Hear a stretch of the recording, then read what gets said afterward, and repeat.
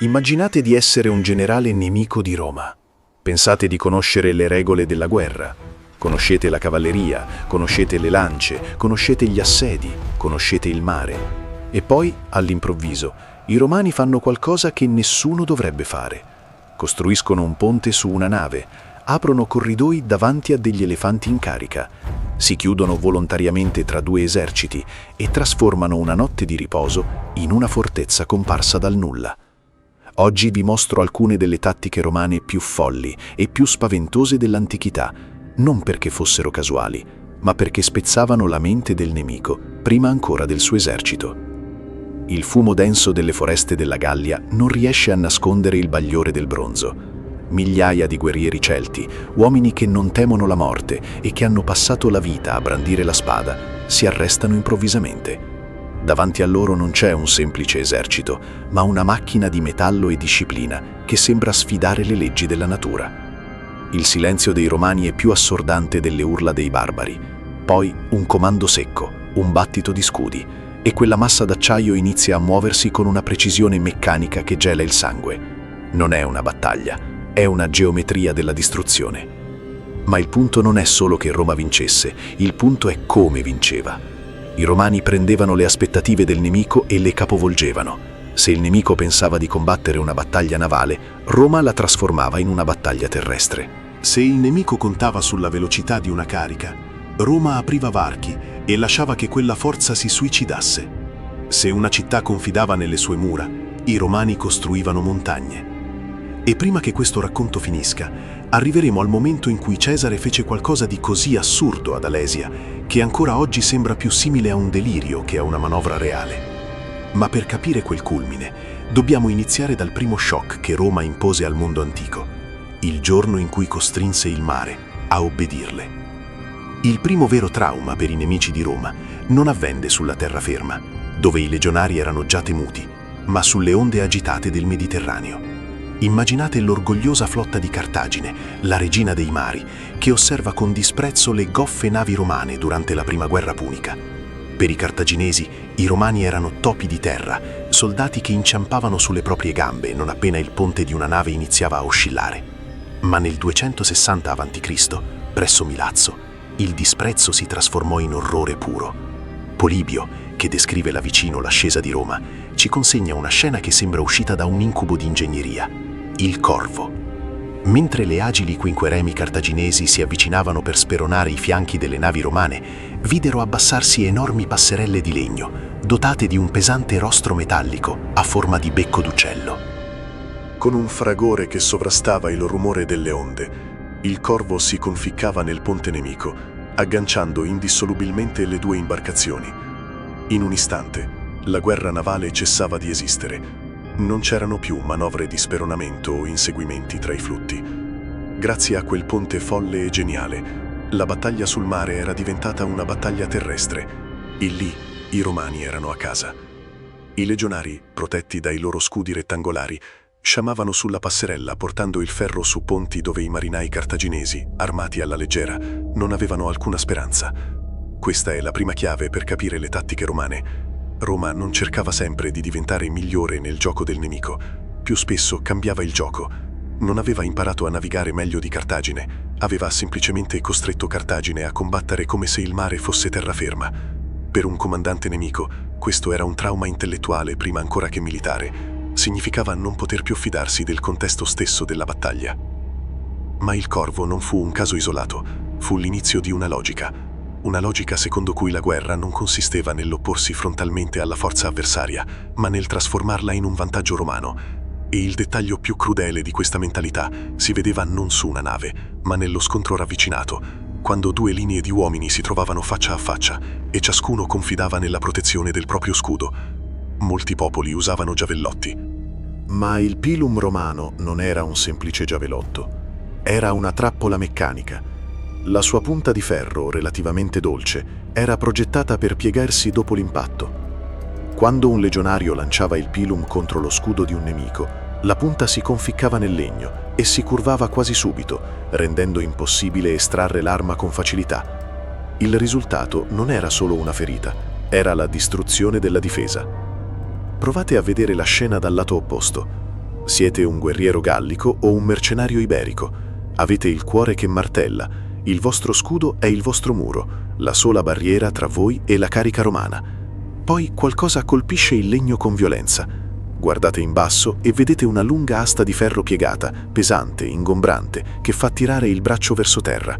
Lo scudo non obbedisce più, non riuscite a manovrarlo, non riuscite a staccare il pilum e dovete decidere in un istante: continuare a combattere quasi ciechi o gettare a terra la vostra unica protezione, proprio mentre i romani avanzano. Vegezio, scrivendo in epoca più tarda ma raccogliendo una tradizione militare consolidata, insiste sul valore del lancio coordinato prima dell'impatto. Il pilum trasformava la difesa dell'avversario nel suo punto più vulnerabile. Roma non colpiva solo il corpo, colpiva la fiducia che un uomo riponeva nel proprio equipaggiamento, e questo dettaglio, apparentemente tecnico, era devastante, perché in battaglia la fiducia conta quanto il ferro. Ora, mentre pensate a uno scudo che si trasforma in un peso morto, tenete a mente questa domanda: cosa accade quando Roma smette di sabotare il singolo uomo e inizia a sabotare l'intero campo di battaglia? Tra poco arriveremo alla manovra di Alesia, dove Cesare prese il terreno, il tempo e la paura e li trasformò in una gabbia. Ma prima dovete vedere un'altra delle grandi illusioni romane, il momento in cui una massa di uomini scompare sotto gli scudi e costringe il nemico a guardare qualcosa che non sembra più umano. Quando un nemico scagliava una pioggia di frecce contro una formazione romana, si aspettava di vedere quello che ogni arciere dell'antichità desiderava vedere: linee che si spezzano, uomini che urlano, corpi che crollano e la prima crepa nel morale. Invece a volte assisteva a qualcosa di innaturale.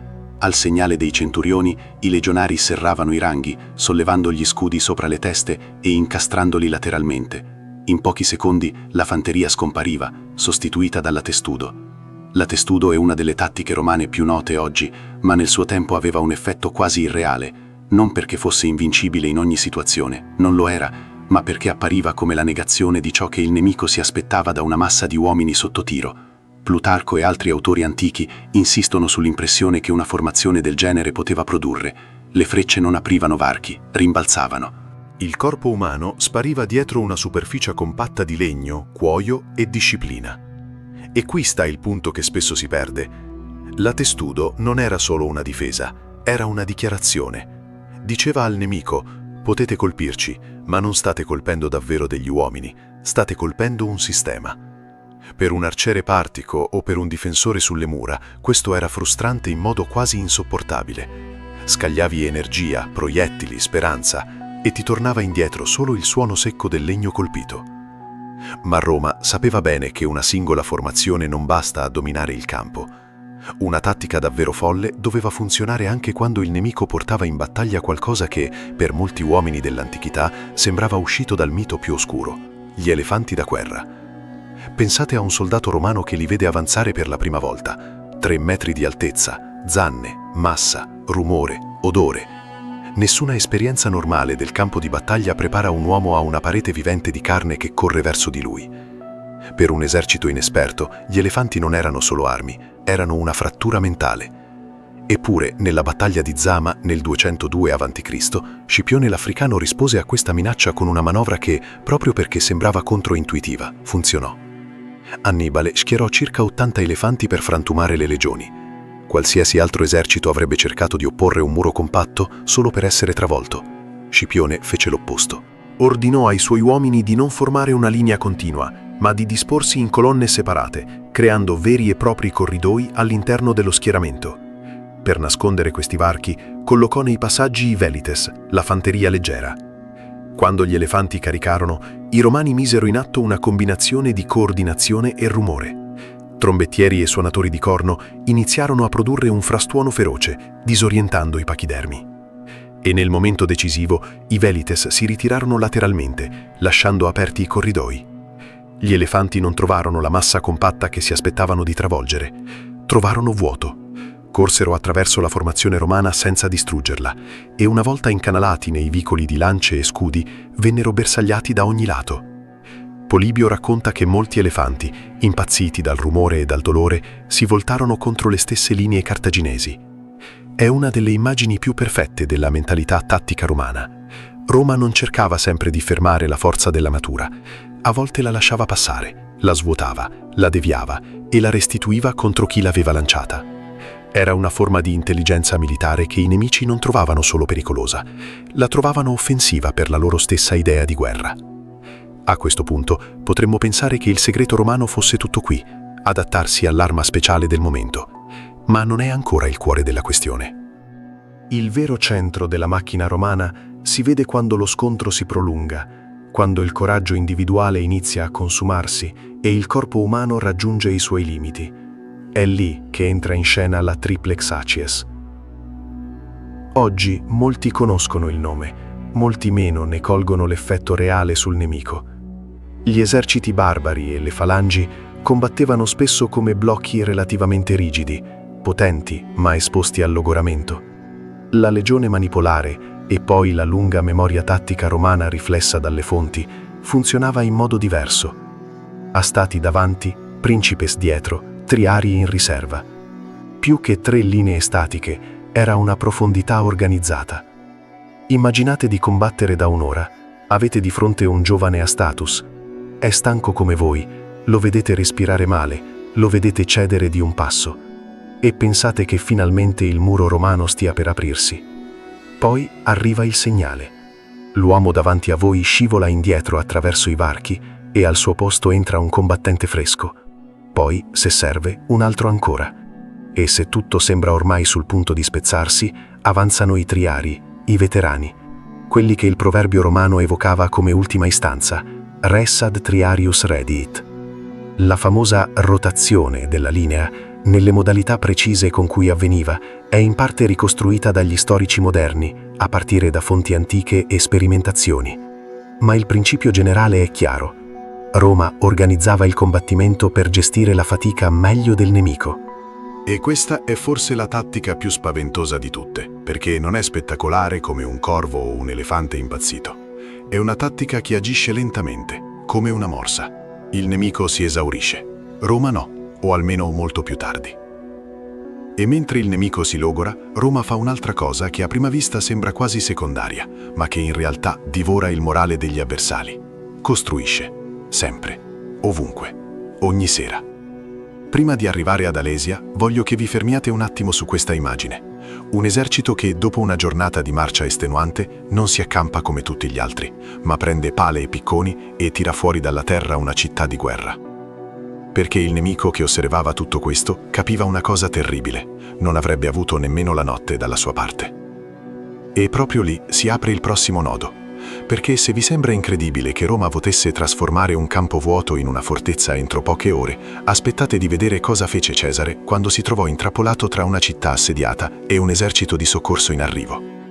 È il momento in cui la tattica romana smette di sembrare solo intelligente e comincia a sembrare pura follia lucida. Ogni singola volta che una legione si fermava, anche solo per una notte, costruiva il castrum, fossati, palizzate, strade diritte, tende allineate, sentinelle. Flavio Giuseppe, osservando le legioni in Giudea, scrisse che gli accampamenti romani sembravano città sorte dal nulla. E provate a guardarlo con gli occhi del nemico. Dopo una giornata di marcia estenuante, mentre i vostri uomini dormono all'aperto, disordinati, vulnerabili, vedete i romani scavare invece di riposare. E poche ore dopo, là dove c'era un pendio nudo, c'è una fortezza.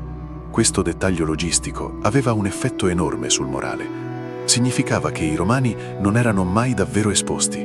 Significava che un attacco notturno, una sorpresa, un'incursione improvvisa diventavano infinitamente più difficili. E soprattutto, significava che Roma portava l'ordine con sé, ovunque. Non aspettava di trovare un luogo sicuro, lo costruiva. Per il nemico questo erodeva lentamente ogni speranza di vincere con l'astuzia o con la resistenza. Se una città confidava nelle proprie mura, Roma aveva la risposta. Non si limitava a colpirle, le annullava.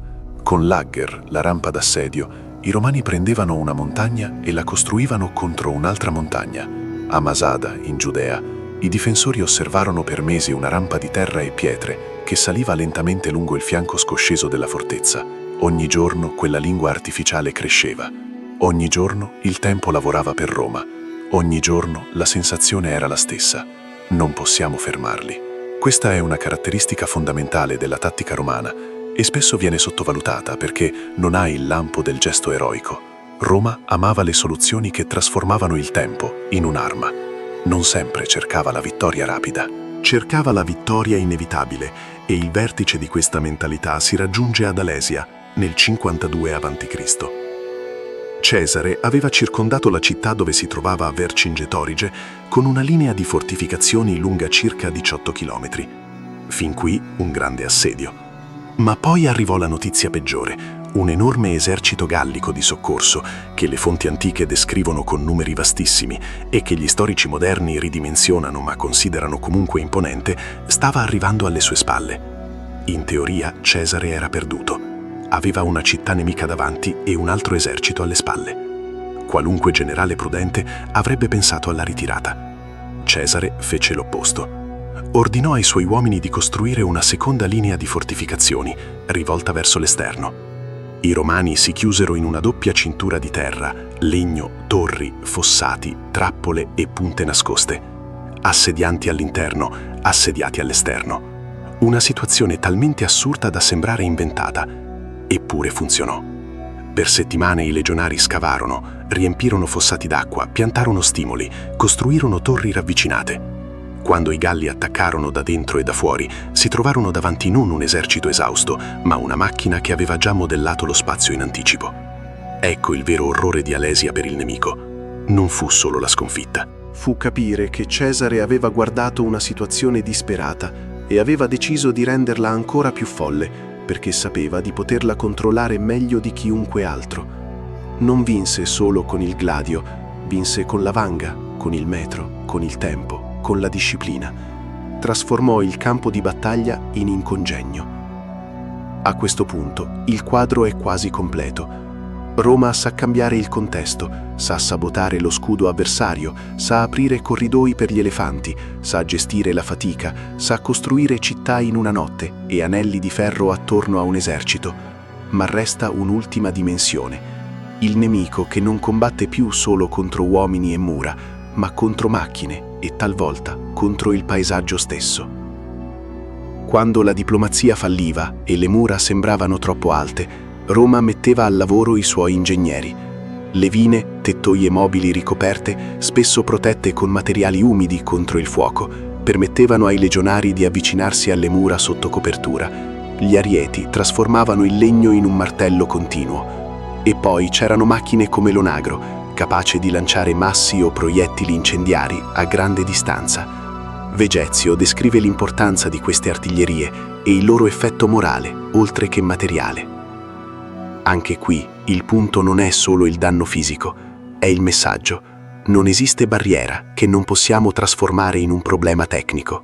Per città abituate a pensare alle mura come alla differenza tra vita e sopravvivenza, vedere Roma trattarle come un semplice inconveniente produceva una lenta disperazione.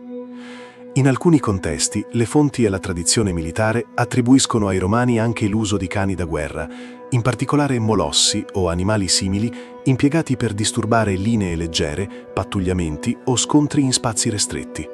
Qui bisogna essere cauti. I dettagli più spettacolari, come armature sistematiche o uso esteso in grandi battaglie, sono molto meno solidi dal punto di vista documentario rispetto ad altre tattiche romane. Ma l'idea generale di Roma come esercito disposto a usare ogni strumento utile, dagli animali alle macchine, rientra perfettamente nella sua logica operativa. E infine c'è il fuoco più freddo di tutti, la terra bruciata. La politica della distruzione sistematica di raccolti, pozzi, magazzini e rifugi non era soltanto vendetta, era calcolo. Se un nemico penetrava troppo a fondo in territorio controllato o devastato da Roma, i romani potevano lasciare che l'inverno, la fame e la sete facessero il lavoro che la spada avrebbe reso più costoso. Quando il nemico, sfiancato, cercava infine una battaglia risolutiva, trovava davanti a sé una legione nutrita, ordinata, pronta. Anche qui Roma non cercava sempre lo scontro immediato, cercava le condizioni giuste. Ed è questa la conclusione più inquietante. I Galli potevano essere più imponenti, i Germani più feroci. I Parti più mobili, i Cartaginesi migliori marinai, gli eserciti ellenistici più spettacolari nelle loro formazioni. Ma Roma vinse perché trasformò la guerra in una procedura. Una procedura capace di assorbire la paura, di sfruttare il terreno, di piegare il tempo, di sabotare l'equipaggiamento nemico e di spezzare la fiducia degli avversari nelle regole stesse del combattimento. Le tattiche che abbiamo attraversato, dal corvo navale al pilum che deforma lo scudo, dai corridoi di Zama al respiro della triplex Acies, dal castrum notturno alla doppia muraglia di Alesia, rivelano una verità che spiega bene anche il titolo di questo video. La follia romana non era caos, era lucidità portata all'estremo. Era la capacità di fare, sotto pressione, ciò che agli altri sembrava impensabile. Per questo i nemici di Roma non affrontavano solo dei soldati, affrontavano un sistema che aveva già previsto la possibilità di fallire e aveva costruito attorno a quella possibilità un metodo per vincere lo stesso. Oggi i resti di Alesia, la rampa di Masada, le pagine di Polibio, Plutarco, Vegezio e Flavio Giuseppe ci ricordano una cosa semplice e terribile.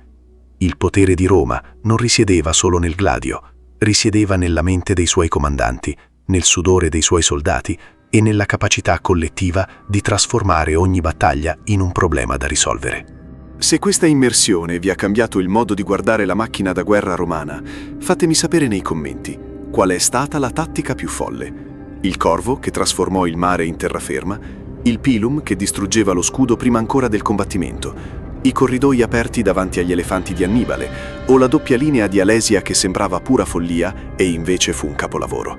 Scegliete una e poi ditemi quale civiltà volete vedere nel prossimo episodio. Sparta con la sua macchina da guerra di carne e disciplina, i mongoli che conquistarono metà del mondo senza mai costruire una fortezza, o i vichinghi che trasformarono il terrore in una tattica diplomatica prima ancora che militare.